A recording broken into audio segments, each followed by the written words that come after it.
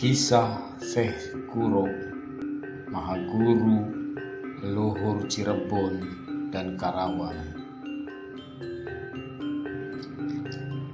Syekh Kuro adalah salah satu ulama penyebar agama Islam pertama di tanah Sunda. Nama aslinya adalah Syekh Hasanuddin atau Syekh Qurratul Ain atau Syekh Musahadatillah.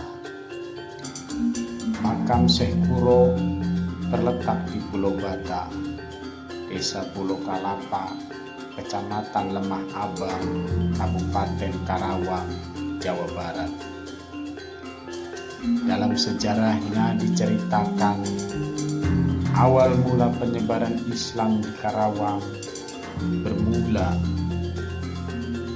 ketika Syekh Kuro mendirikan pondok pesantren yang bernama Pondok Kuro, yang memiliki arti tempat untuk belajar Al-Quran pada tahun 1418 Masehi atau 1341. Di pesantren inilah pertama kali dibangun sebuah masjid di Karawang yang sekarang menjadi Masjid Agung Karawang. Syekh Kuro adalah penganut mazhab Hanafi yang datang ke Karawang bersama para santrinya, yakni Syekh Abdul Rahman, Syekh Maulana Majkur, dan Nyai Subang Larang. Syekh Kuro kemudian menikah dengan Ratna Sondari, putri dari Nyi Gedeng Karawang. Dari pernikahan itu lahirlah seorang putra yang bernama Syekh Ahmad yang menjadi penghulu pertama di Karawang. Syekh Kuro memiliki seorang santri yang berjasa dalam menyebarkan ajaran agama Islam di Karawang, yaitu bernama Syekh Abdullah Dargo alias Syekh Darugem bin Jabir Modafah alias Syekh Maghribi, keturunan dari Sayyidina Utsman bin Affan radhiyallahu an, yang kelak disebut dengan nama Syekh Bentong alias Tanggo. Syekh Bentong memiliki seorang istri yang bernama Siu Teyo, dan mereka mempunyai seorang putri yang diberi nama Siu Banci. Ketika usia anak Syekh Kuro dan Ratna Sondari sudah beranjak dewasa, Syekh Kuro menugaskan santri-santri yang sudah cukup ilmu pengetahuan tentang ajaran Islam seperti Syekh Abdul Rahman dan Syekh Maulana Majkur untuk menyebarkan ajaran Islam ke bagian selatan Karawang, tepatnya ke Kecamatan Teluk Jambe, Ciampel, Pangkalan, dan Tegalwaru sekarang.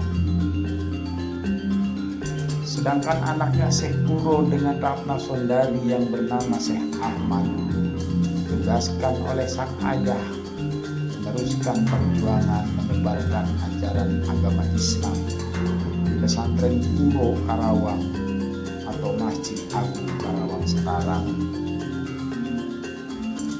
Sedangkan sisa santrinya yang lain, yakni Syekh Bentong, ikut bersama Syekh Kuro dan Ratna Sondari istrinya pergi ke bagian utara Karawang, tepatnya ke Pulau Batang, Desa Pulau Kalapa, Kecamatan Lemah Abang, Kabupaten Karawang sekarang, untuk menyebarkan ajaran Islam dan bermunajat kepada Allah Subhanahu wa Ta'ala.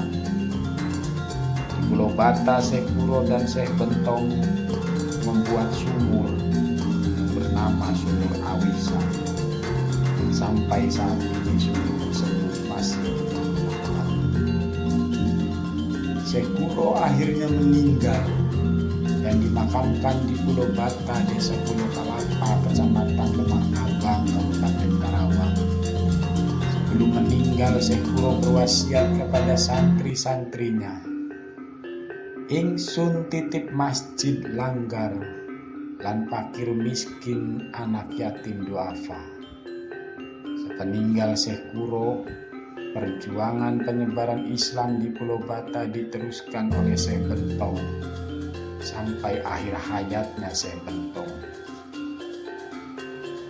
Makam Syekh Kuro Karawang dan makam Syekh Bentong ditemukan oleh Raden Somareja alias Ayah Jiin alias Pangeran Sambri dan Syekh Tolha pada tahun 1859 Masehi atau pada abad ke-19.